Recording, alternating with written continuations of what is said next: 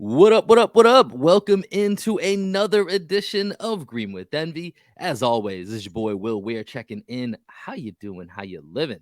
Joining me today, my podcasting cousin from across the pond, the Capitan of the Taylor gang, Adam Taylor. What's going on, Adam? I'm doing well, man. I'm doing well. I see me flex, but no muscle was there, right? You're bursting through the seams, man. We can all see it here. If you're watching on YouTube, you're Maybe gonna in catch the that midriff, as well. in the midriff, not in the arms. I'm doing well, man. I'm doing well. How about you, bro? I'm great, man. And today we got one of my favorite guests that we have on the show. Each and every time we play the Raptors, we try to bring this man on. He has a PhD in covering the Toronto Raptors. He's a reporter for SDPN Sports, host of the Objective Basketball Podcast. It's our good friend, Esfandiar Baraheni, who we just call S. What up, S? What's going on, man? What's going on? Yeah, I know. PhD in covering the Toronto Raptors this year is not necessarily the most proud thing I could say about myself, but I appreciate you guys, man. I appreciate you guys having me on as always. It's dope to talk to you guys. Feels like you guys are the only Celtics fans or Celtics coverers of basketball who actually enjoy talking to me. Every time I tweet about the Celtics, it's like just a parade of people who are like, I hate you, I hate you, I hate you, I hate you. It's like, all right, man, I guess I won't tweet about the Celtics anymore. So it is what it is. I guess the fan base reputation is holding up then. Yeah, I mean, bro, like I'd say 90% of people that follow me are Celtics fans. And when I tweet about the Celtics, all I get is I hate you, I hate you, I hate you. So I think that's just the Celtics Twitter experience is probably torn to pieces. I think Celtics Twitter is just therapy. I think that's all it is. I mean, honestly, we're probably a fan base that needs more therapy, and I think that's our version of going through it is. And, and this is the thing with the Celtics, right? So Celtics just locked up the 2 seed after taking down the Raptors the other night, 97-93. We'll talk about that here in just a little bit. But you go throughout the season, and the Celtics have had some really, really confounding losses, but they're still going to end up with the 2 seed, which is obviously, an awesome achievement for this season. But you see these losses that come up, and you play 82 games. Some of these things are just going to happen, damn it. Like, it's really hard to get that through the minds of some, but I feel like when that does, Twitter is just an explosion. It's a bomb that goes like off those losses to the Magic. I remember, what was it, December or January? Yeah, we had 2 back-to-back home losses against them. We went 1-3 against the Magic this year, by the way. Just throwing that out there.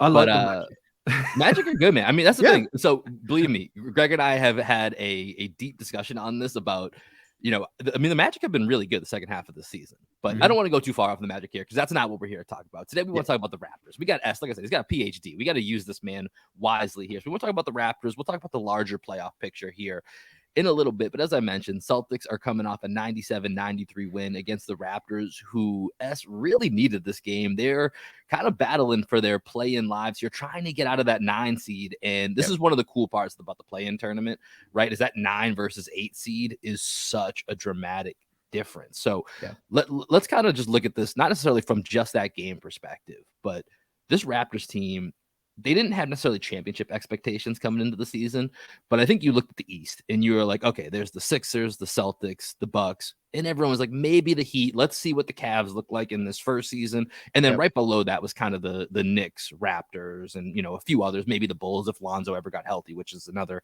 sad story all to itself.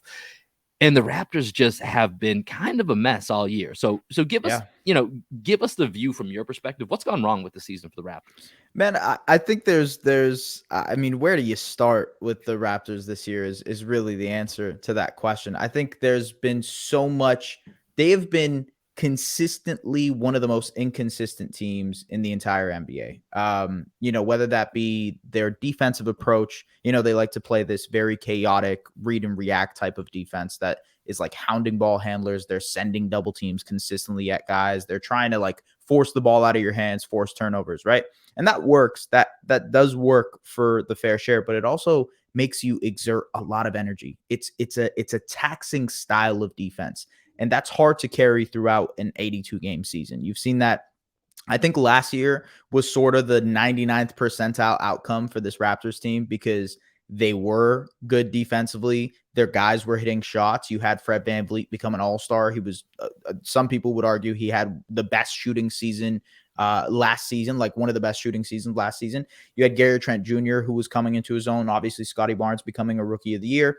And then this season has been the complete opposite of that. It's as if everything that has been able to go wrong has gone wrong with this team, whether it be Scottie working through some kinks in his second year and trying to figure out and develop himself, obviously trying to figure out what the counters are to having more defensive attention onto him, whether it be Pascal Siakam going through the lulls of the NBA season and figuring out how he can consistently be that guy, because the start of the year, man, he was phenomenal, but he's been through some lulls now, and it makes you wonder, okay, how can he consistently be that guy he was in October and December and November?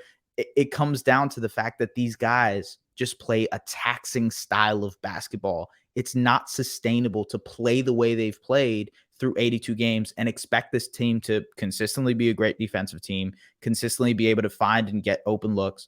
So that's really what it comes down to. And it has a lot of Raptors fans. You mentioned therapy for the Celtics. I mean, Raptors Twitter is very similar in the sense that, like, they are questioning whether Nick Nurse is the right coach moving forward. They're questioning whether this core is the right core moving forward. And a lot of those questions will be answered this summer. But I think if you're looking at overall big picture with the Raptors, it's tough to say that this season has been anything but convincing that there are a lot of questions to be had when it comes to this Raptors team, if any of that made sense.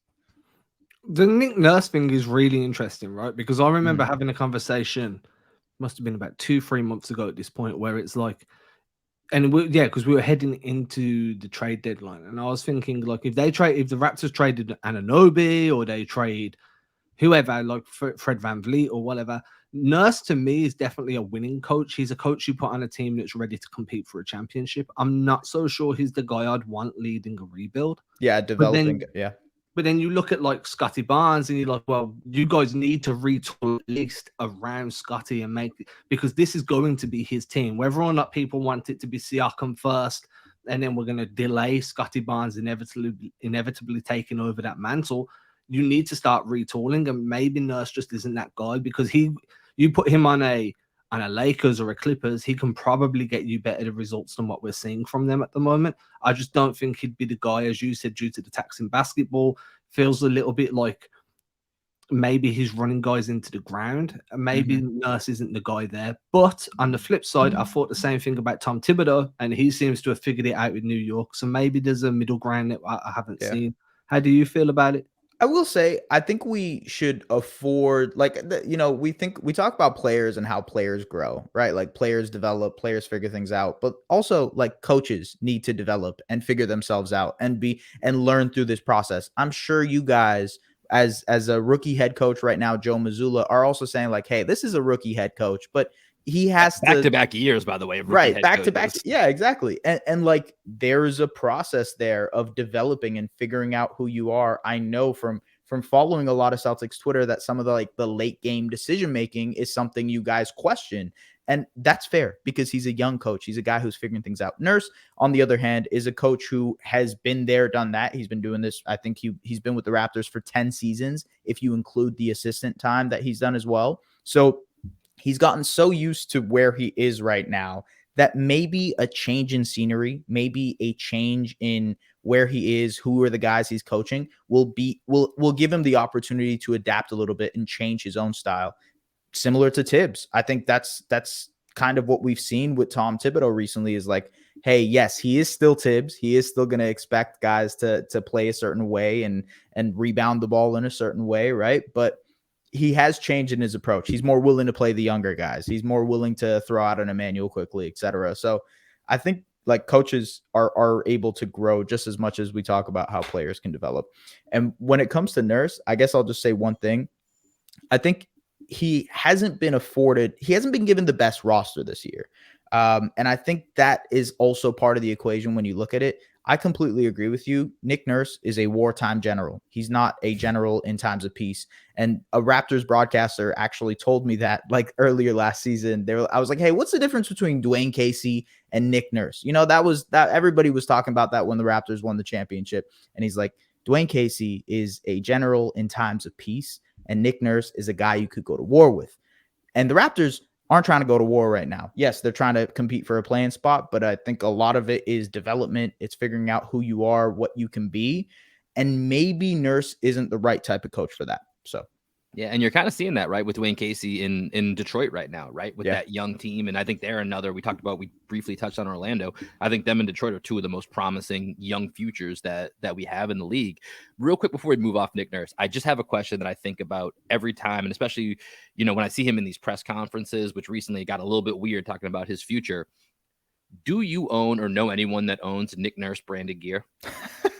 I own a sweater. I own a Nick Nurse sweater. I had to know who is repping this man's. I mean, listen, I come from Boston. We got TB12. That's the GOAT. That's Tom Brady. I very rarely see people wearing TB12. I can't imagine who watches the Nick Nurse press conference and goes, Damn, I need that hat. I need that hat. No. Who's actually rocking this shit? So let me clarify. Who's rocking this? The sweater I have, it says Box and One, and then it has the list of all the players from the championship team. So I thought that was just a cool sweater to have. That it's not anything to do with Nick Nurse. It was a Nick Nurse sweater, but it's not technically a Nick Nurse sweater.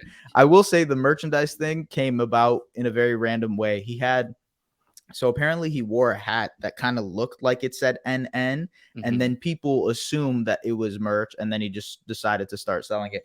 I agree with you. I think this is also a factor in it. Nurse has become somewhat of a celebrity in Canada. Like, he's doing TV shows. He performs. He coaches the national team, right? Yeah, he coaches the national team. Obviously, he acts in TV shows. He is. Wait, does he? Yes, he does. Yeah, he plays the guitar. Obviously, so he's played with the Arkells, which are a Canadian band here. He did like a Prince cover in the off season last season. Yeah, so like there are these. By the way, for those of you not watching on YouTube, Adam's reaction to the Prince cover. You just need to rewind about 5-10 seconds here. That was perfect. So there's also that aspect, which is like he's become somewhat of a celebrity. I don't think there's not many coaches in the NBA that I can remember that have had this amount of lore around them.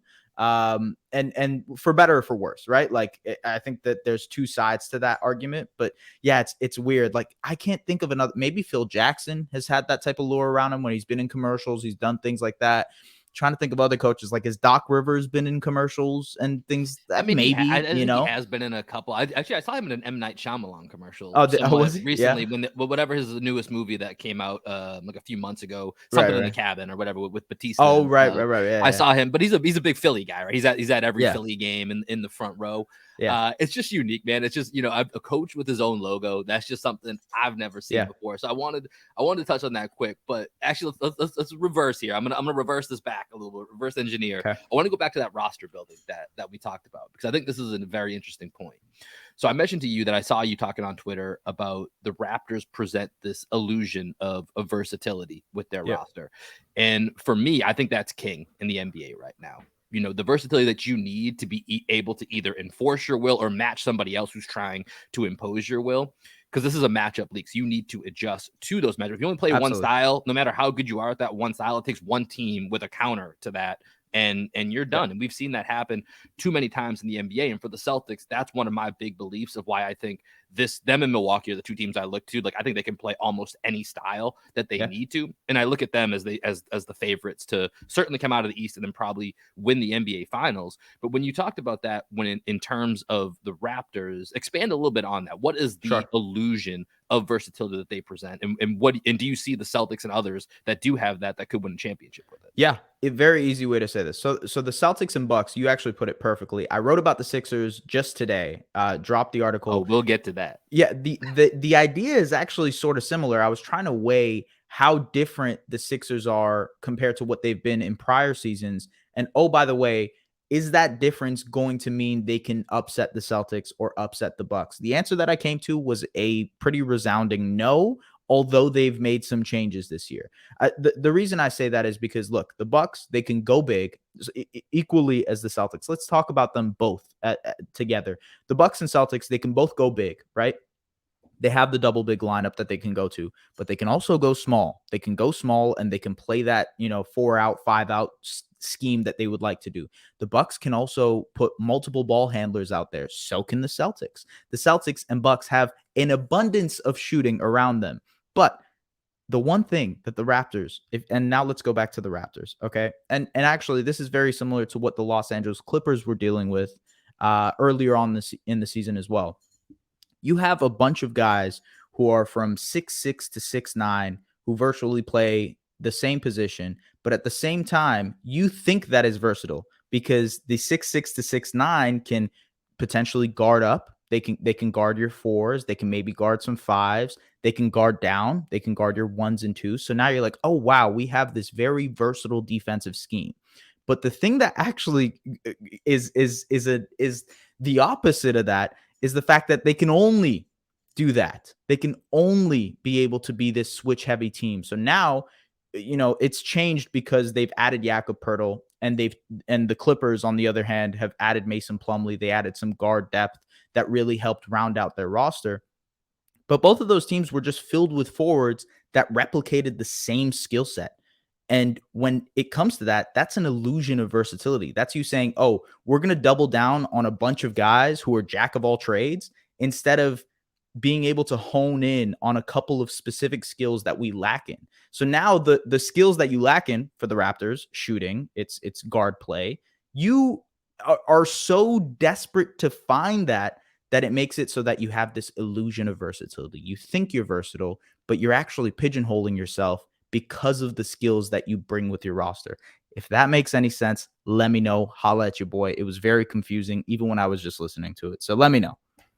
I mean, I'm taking that very much as, hey, it's all well and good being able to switch 1 through 5 all you want. Yeah. But if you don't have a secondary or tertiary defensive or offensive scheme that's going to give you ways to attack teams once they figure out option plan A, then yeah, it is just an illusion. Granted, it's still a very good illusion. Like, we're talking Penn and Teller level illusionist here, because it's not easy to attack a switch everything team. And a team, yeah. And I think a lot of people say switch everything, or they label somebody as like a genuine 1 through 4, 1 through 5 guy, when realistically there is very few players that are genuine. Absolutely. Switch 1 through 5. More can switch 1 through 4, but predominantly they can switch 2 or 3 positions, right? Yeah. And that in itself is another illusion. By saying we've got 6'9" guys that have good foot movement, that have good hip dexterity, so they can change angles quickly, that doesn't necessarily mean that as a 6'9" guy with good hip dexterity, you can hang with an explosive guard. Yeah. Right. And like, I think that part of the illusion is also something that a lot of teams kind of fall into that trap when they're building their roster. They're like, yeah, he can hang with guards until you're trying to hang with Ja Morant. But now your scheme is contingent on you being able to switch onto Morant and not only do a good job, but hang with him around the rim as he explodes. So that's a really good point. I just wanted to kind of give how I'd interpret that time kind of on top. You're right. And I think it's just like, it's not about, for me, and like, Will, you mentioned this off the top, but it's not about your versatility. It's about skill versatility. Like, it's about being able to have different things you can go to, not just in being versatile. It's about like figuring out what are if they're playing drop, we can attack it like this. If they're showing high, okay, we can attack it like this. Not having that is what is the crutch that is the Raptors scheme right now. I'll give you an example here. So Scotty Barnes and Pascal Siakam, in a lot of ways, they're a similar player. They can make plays. They're big. They're 6'9". They can kind of finish in the post if they want to. They have a great downhill game, right? All this stuff is true, right? But it's not the fact that they play this similar position. It's that Thad Young. It's that OG Anunoby. It's that Chris Boucher. It's that Precious Achiuwa. It's that Delano Banton. All of these guys play almost the exact same type of style. They need to play in transition. They don't give you any other skill. They are not giving you pure perimeter shooting. They are not giving you weak side rim protection. They are not giving you ball handling. These other things that Scotty and Pascal don't necessarily give you at a high rate, the other guys who play a similar position and do similar things also don't give you that. So now you have this one-track mindedness in skills, and it ruins essentially any type of versatility that you think you have. So with that, there was one very key name that you didn't mention in that grouping, and that's Fred VanVleet. And he's kind of the one guy that, he's a smaller guy, ball handler. Shooting has not been there this year, and is a big reason, I think, for, the Raptors. I mean, he was so excellent, as you had mentioned, last year being an all-star. Yeah. And, he's got a contract question kind of looming for this offseason. And when you look at this team going forward, where are you, what about the Raptors front office? What is this offseason potentially looking like for Fred VanVleet and the Raptors? I think the Jakob Poeltl trade was very indicative of what this front office and this ownership team wants to do, and that's compete. They want to be a playoff team this year. Whether you agree with that or not, that is the direction they have chosen. Is that, hey, with Jakob, we are going to be a playoff type team. He's in and around the age of Fred VanVleet. I believe Jakob is 29. Fred is about to turn 30. Pascal is 29 as well. So they're all in that same age range, and they're looking to compete. Now, before the Jakob trade, I would have said, I don't agree with that because giving up first round picks when you're not in a position in terms of talent or your talent pool to give up first round picks, I genuinely still disagree with that. No matter how good Jakob has been awesome for this Raptors team. And he takes away some of that illusion of versatility that we were mentioning earlier because they can do different things now. But at the same time, they weren't in a position to give up first round picks. And they did that in order to compete. So the answer I would have for you is they're looking to compete, which means I assume they're going to re-sign Fred VanVleet. I assume they're going to re-sign Jakob Poeltl. And I assume they're going to re-sign Gary Trent Jr. The thing that comes with that is that means that they will be a luxury team, which means either they end up trading one of their other core players, which is, either Pascal Siakam or OG Anunoby or Scotty Barnes, or they move a couple of their bench pieces to clear up that cap, which just goes back to, hey, they have no depth again. And now there's another problem that you have to tackle next season. But yeah, I think that their goal is to compete. And I think they end up re-signing all those guys. And like to earlier with the skill set thing, the reason there's so much dependence on Fred is because he's the only guy on the team who can give you that consistent perimeter shooting. He can give you that ball handling. He can create in the pick and roll. These are things that the other Raptors guys just don't do at a high level. And it creates so much pressure on Fred to be the release valve of this team. And he just hasn't been able to do it as consistently this season. So it's a crutch. It really is a crutch, this whole skill development thing. But yeah, that's what I would say. I mean, the one thing I want to point out is you say like they might trade OG, they might trade Pascal. That's still a good position to be in, right? Like as I said earlier, it's definitely going to be a retooling, not a rebuild. And OG has considerable value around the league. A lot of teams will feel like they can plug him into what they're doing and have a bit of an upgrade there. Siakam again, but I feel like the asking price might be a bit too high there. But I do think there's a way or there's a world in which Toronto could kind of round out that roster with a trade or two and then be right back as a top 4, top 5 team in the East. Now, the problem is the East is deeper than it has been in well over a decade. Yeah, and probably will end up, getting even deeper, right? Because of these young teams that are coming. Yeah, like Detroit's going to be really good. Orlando's going to be really good. And at that point, you have to ask the question for me is, well, even if you retool, obviously we can't see the future. We don't know what trades are going to happen. Mm-hmm. But there's a good chance you still end up just in like Washington Wizards, NBA purgatory territory. Yeah. Right. And so it might be better to kind of tear it down now. Let all of these good teams have their moments so their windows expire. And now when you're back on the come up, the only 2 teams you're really dealing with, if they navigate their rebuilds correctly, because it's one thing to develop talent, it's a second thing to actually keep that talent around. Yep. The only 2 teams you're going to have to deal with really are going to be Orlando and Detroit, because it's going to be 5 or 6 years until you've rebuilt and developed that talent again. That seems like a much more sustainable way for me, because I just don't know how you guys bring in top tier guys or top end guys that can get you competing with the Milwaukees, the Bostons, the Philadelphias. That was me fake spitting. The Philadelphias of the world. Yeah, I will say that's funny. That's really funny. But I look, I agree with you, but I just don't think they're taking that route. It just doesn't seem like they're willing to. If you look back at what the Raptors have had to deal with over the last couple seasons, they missed an entire season of revenue when they were in Tampa. And then the next season, they missed another entire season of revenue because they didn't allow fans, despite other teams allowing fans. So that's 2 seasons of ticket revenue that they essentially threw away. That means these guys, they want to get their money back. And that also means they want playoff games. They want playing games. I just checked the playing prices earlier today. It's ridiculous.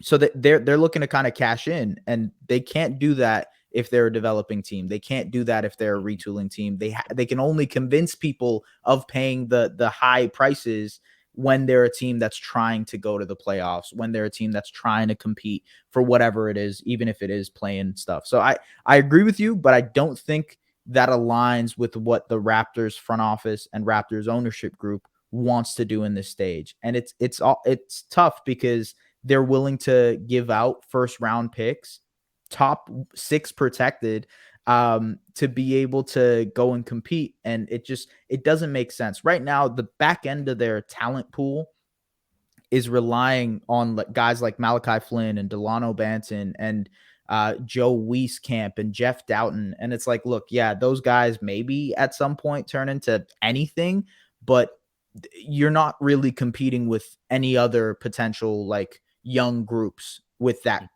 core. You're banking on Scotty Barnes being this outlier guy who can become an all-star very, very quickly. That's essentially what they're banking on. And I think we talked about this last time at the podcast, but like they're banking on Scotty being that swing factor, the guy who connects the bridge between the young guys and the old guys. And if he becomes an all-star next year, now you're looking at, okay, Pascal's an all-star level player. Scotty's an all-star level player. Fred, Gary, OG. Now you have a nice core around these 2 all-stars. See if you can compete from there. But it really does depend on how Scotty's trajectory goes for the next couple of seasons, which is tough. It's tough to do. I just want to say they need revenue. That completely explains the Nick Nurse Wear point from earlier in the episode. I just wanted to point that out.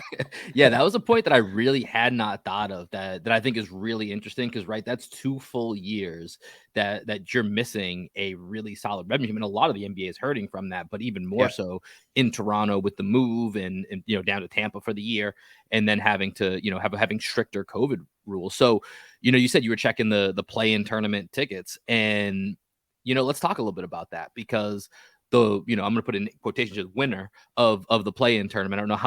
Still don't know where that lives in this realm of the NBA play-ins, kind of in its own little purgatory.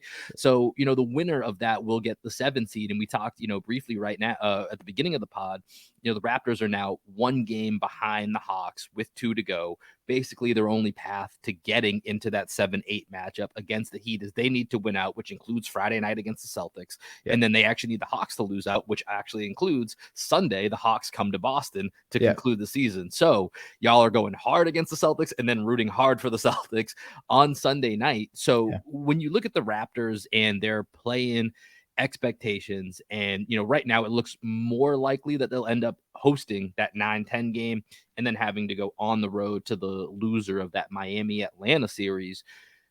What is the feeling of this team getting into the playoffs? Because they're going to be in that play-in, but what is the feeling of them actually being able to potentially win 2 games just to even get into the actual playoffs? Yeah, I think on a 1-game basis, we've seen this before, but like shooting is so crucial, who you show up and who's knocking down shots.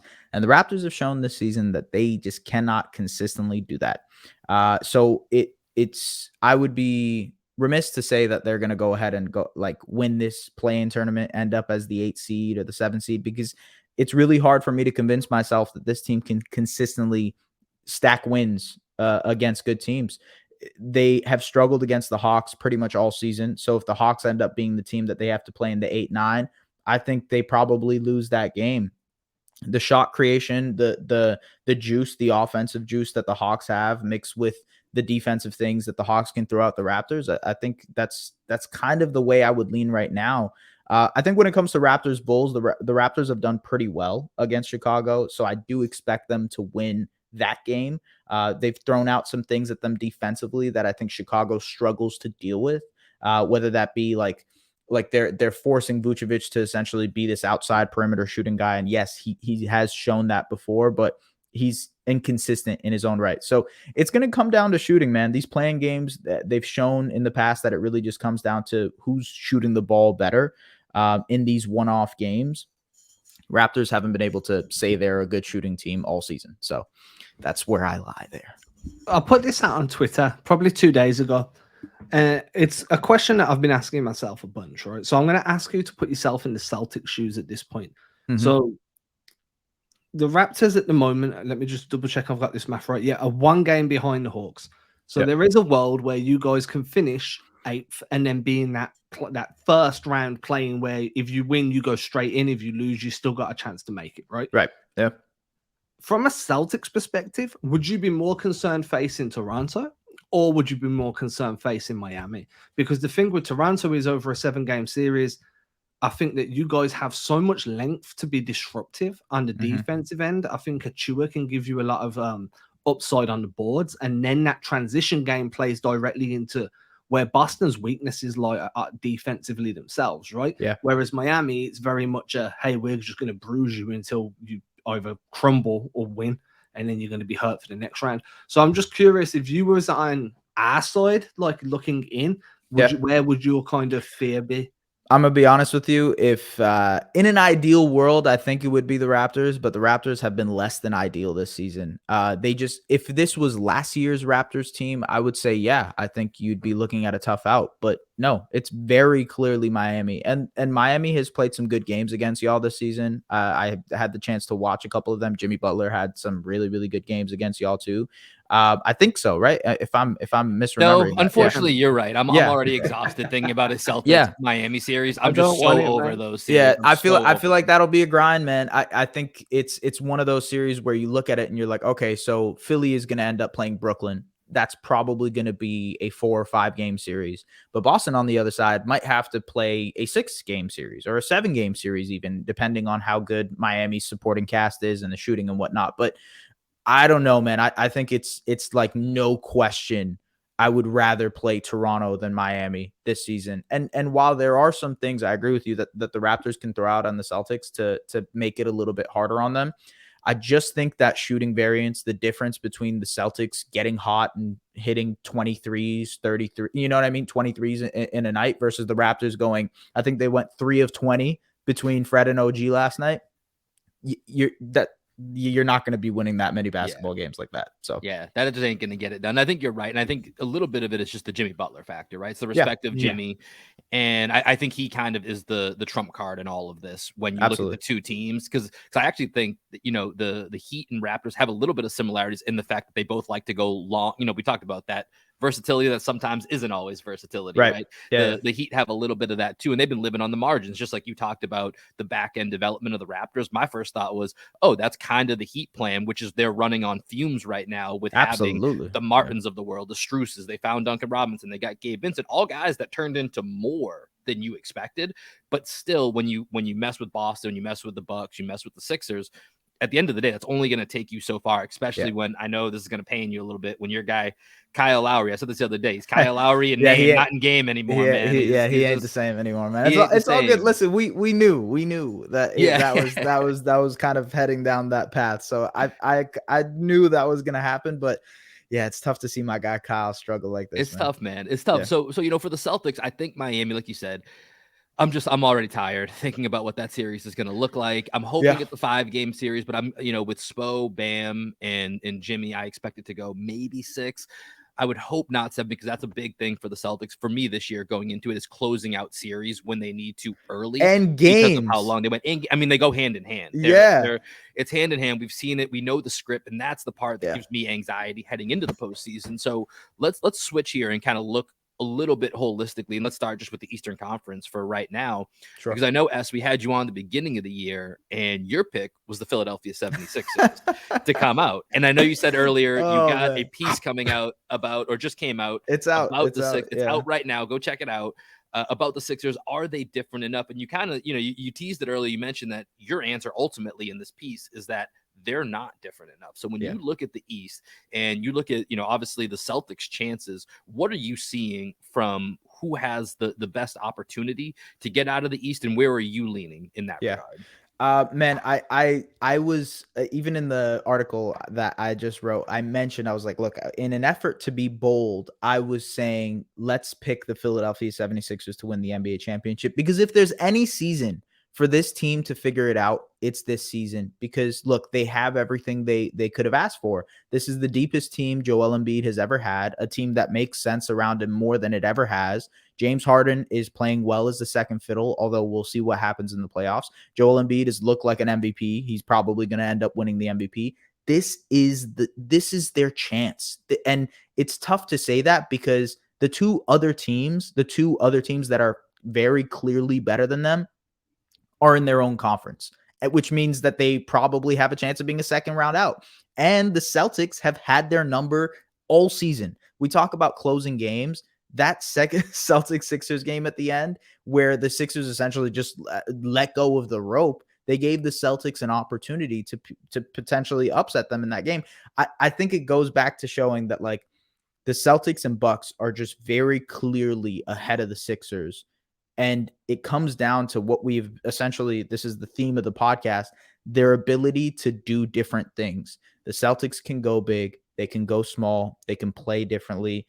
The Sixers just can't do that. The Sixers can't go big at all. And when they go small, they leave themselves exploited to a lot of defensive problems. So my answer comes back to, it's going to be between Milwaukee and Boston. And I guess I'll throw the question back out to you guys. Like, how do you guys feel in a Milwaukee-Boston series in terms of decision-making, in terms of Missoula, in terms of, hey, how is the shooting going to look? How is the offense going to look? I had Chris Herring on the pod last week, and the question I threw out to him was like, okay, what falters first, Milwaukee's defense or Boston's offense? What is your question? Like, what is your answer to that question? I guess I'll throw it back to you guys. What do you think is the first thing that breaks in a potential Boston-Milwaukee series? Is it Milwaukee's defense that cracks, or is it Boston's offense and their trusted system that has done them well all season? I mean, it hasn't done them well all season. It's done well for stretches of the season. The problem with I've said this, I've harped on this all season long, because with Ime Udoka, it is very much what cracks first, another team's offense or Boston's defense, right? Mm-hmm. And the problem I have when you're facing a team that's elite defensively is that 9 times out of 10 or 99 times out of 100, defense is effort-based. It's effort and communication. It can be replicated day after day after day after day, and there's very little variance involved because it's a repeatable action. Yeah. Offense has some form of variance in it, where, you know, if shots aren't falling, they're not falling. It might not be your night. There's obviously, it's still a repeatable action, but there's a shooting variance. It's called shooting variance for a reason.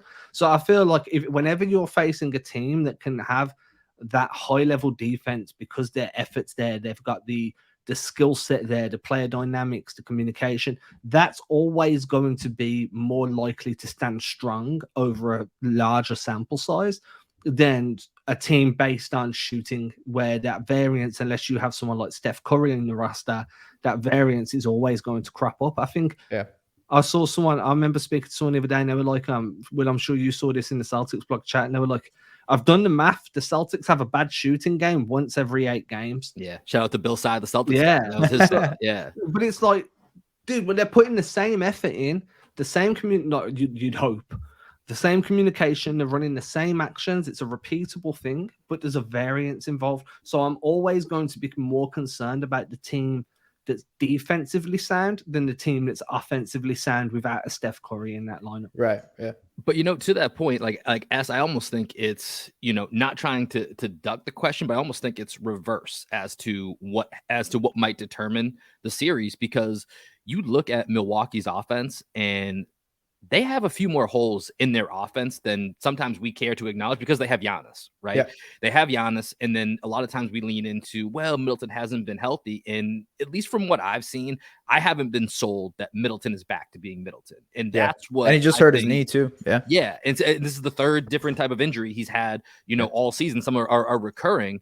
And so that's the part for me where I think last year, when you look at that series, and it gets highlighted, obviously, that Middleton was out, I think a lot of people forget Rob didn't play in 4 of those games, and Rob was not himself in the 3 games he played. Marcus missed at least 1, if not 2 of those games. So not to say that those necessarily equal out, but it wasn't as if Boston was 100%. And then both teams have made additions with Crowder, Ingles, Brogdon, and such. Like, there's additions on each side. So it's going to be a different series. And when I look at, you know, the Celtics defense versus Milwaukee's offense, that's where I think there's an advantage. I think that our defense matches up, as well as you can when you have Giannis. I think you saw a little bit of that. I'm not going to put everything into the game from about a week or so ago when the Celtics won by 40, but you saw the way that they defended Giannis and are going to make other people beat them. Drew Holiday is amazing. Drew Holiday, I think, is the best defensive guard in the league. I say that with the reigning defensive player of the year on the Celtics. Hey, listen, he's in our logo. That's my guy. Love Marcus Smart, but I think it's Drew Holiday. For my money, it's Drew Holiday. But I think last year in that 7-game series, and this was without Middleton, you put so much offensive responsibility on Holiday, and I don't think he's that guy to carry that. And that's why they need Middleton. And if Middleton's not going to be the Chris Middleton, who has been a Celtic killer, if he's not going to be that guy, I'm okay living with whatever Giannis is going to do, because there's only slowing down Giannis. There's no stopping Giannis. Same for Embiid and Jokic and some of these guys. You just try to slow them down over a 7-game series, and you're going to need hot shooting Jay Crowder. You're going to need Joe Ingles to kind of reverse the clock a little bit. You're going to need Wes Matthews or Pat Connaughton to go ahead and get hot. And I'm not positive that's going to happen with the Bucks. It might. And then you have the Giannis factor. So I think this is a series that's going to be like, this is one for me. These are the two best teams in the NBA, I think, hands down. Yeah. And I think the winner of that can be, if they can get out of that series with the right amount of health. I think it's hard to look at a team in the West that they're not going to be favored against unless there's something that happens. So I think the Bucks offense versus the Celtics defense is going to be probably, for me, where the series is won and lost, and how that matchup kind of shifts out. And I think for me, there's no way I don't see that series going 7. It just feels like it's a collision course, and that it's gonna go 7 to determine who gets to the finals. Yeah, I think so. And I mean, home court ends up being such a big factor there too. Obviously, Milwaukee getting it. I agree with you. I think there is an angle to look at it from the opposite side, where it's like, hey, how does Boston's defense really throw a wrench in some of the stuff that Milwaukee does? I'm curious, man. I think that series is probably the quote unquote NBA finals. I know, like, we can talk about the West and who might come out of there, but it really does come down to those two teams. And when it comes to Philly, man, like, they would have to play a perfect series for them to beat you guys. And I just don't think that they can do a perfect series. I mean, we talked off air, like the game that Joel Embiid just had, which maybe cements his MVP case. Yeah, but that took, I mean, you look at Tobias Harris's numbers, Tyrese Maxey's numbers in that game, they're pretty bad. They're not great. They needed, PJ Tucker is such a reluctant shooter that I've gotten to the point where I think PJ Tucker's a little bit overrated at this point. So good luck to them with that 3-year deal that they got him on. Yeah. But I mean, he had to knock down those, and to his credit, he did. He knocked down 3 shots in the fourth quarter that, even that corner shot, he's become reluctant to take. And so if he's going to do that, that's great. That's, I joked on our last pod, we got Grant Williams. PJ Tucker threw the Grant Williams in our face. Go ahead and beat us. That's going to be your option. Go ahead and beat us. And, I think they're another team that just lacks the certain versatility that we talk about. And you highlighted all those different reasons earlier. And it's going to take Embiid, 1, staying healthy, and 2, it's going to take him just going, kind of supernova for him to really be able to do that. So, right now, let's, as we have a couple minutes here before we wrap up, let's just scope out, and you can take this anywhere you want. What are the storylines or what's your favorite storyline you're looking forward to in this upcoming postseason, which I think is going to be epic, by the way. I think this is it's going to be fantastic great matchups all around. The league is so deep. What's your favorite storyline that you're looking for? I'm going to be honest.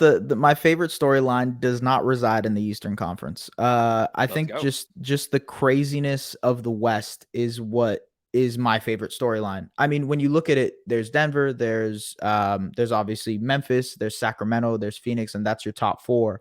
But I think all 4 of those teams have upset potential. The Clippers, the Warriors, the Lakers, the Pelicans, they can all really throw a wrench in some of the things that those 4 can do. So it depending on what shakes out over the last, 2 days, 3 days of the season, it'll depend. It'll essentially give us the best matchups possible regardless. This is going to be the most matchup dependent basketball we've seen in a very long time. The playoffs are usually matchup dependent, but when it comes to this season, the parity that we've seen, the back and forthness, this is going to be like the most matchup dependent type of basketball ever. I think that's the key storyline here is like, look, the Warriors as the 6th seed or the 7th seed can maybe make it to the NBA Finals. And it really just is because of matchups. They match up against the Sacramento Kings well, and then in the second round, they match up well against the Memphis Grizzlies or whoever else they'd have to face, and boom, the Warriors are in the Western Conference Finals as a 6th or a 7th seed. So I just, to me, the matchups are the biggest part of this. I don't think that applies as much in the Eastern Conference. I think there's a very clear-cut top 4 or 5 that are like, these are the teams that are gonna win in the first round. There's no question. Second round, it gets a little bit more matchup dependent. But even then, we've talked about it earlier. Milwaukee and Boston are just clear cut better than any team they'd face in the second round. So that's what I think. He said everything well. He hit it all. He did it perfect. Well, and you know what? That's going to be a good place for us to wrap this episode. Appreciate you coming on, man. Anytime I see Raptors on the schedule, first name that comes to mind, we got to hit up S, see what he's got cooking, man. And, you know, Adam and I were saying, man, we love seeing you out here kind of shining, doing your thing. Dude. Yo, I like these little travel docs you got going on here, man. I like them too, man. I like some road trips. We got any playoff road trips coming? What's the deal? What you got? Yeah. I mean, look, I don't want to spoil things, but like, yeah, I might a little tease. Might maybe. I'm hoping. I'm getting a phone. I'm waiting for a phone call today, but I'm hoping that I can go to Sacramento for their first playoff game. Light the beam. Be able to light the beam. I think that would be awesome to do a little travel documentary on, as you will. And then we'll see what happens from there. Who knows where they'll send me, but yeah, that's the hope. Fingers crossed, if you will. So I just want to point out, I met S back when Spotify Live was still locker room. Yeah, right? Man. Yeah. And we were doing a lot of R.I.P. Spotify Live. R.I.P. Spotify Live. Right. This is exactly where I'm coming from, right? Yeah. Like, you know, back in lockdown when that became like that social audio became like such a big thing. Oh yeah, like got to know S quite well, and now it's like, damn, I've known you that long that the social audio app has been sold, rebranded, redeveloped, and folded, and we're all still going, man. We're all still here, man. We're all still here and kicking, man. It's good seeing you out here thriving, man. When I met S, he was doing some video content for The Score. Yeah. Now he's setting The Score straight with some dope-ass documentaries and some awesome articles, man. So, man, it was a pleasure.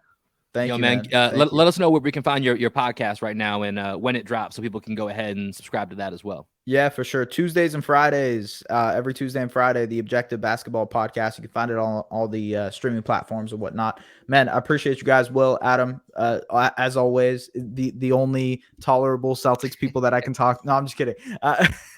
He's not kidding. He's not kidding. We the best, baby. I get hate. I'm just trying to figure out where I can come in and be an advocate for Celtics folks, but I guess not, man. I guess not. The DJ Khaled of Celtics podcast. That's right, man. As get in where you fit in, and you always fit in with us, man. Appreciate you, man. We appreciate you coming through. That's gonna do it for this episode of Green with Emily. We'll be back on the weekend with a little 3-man weave plus some more content we're gonna sprinkle in there as well. So make sure you're following us across all the socials that we got.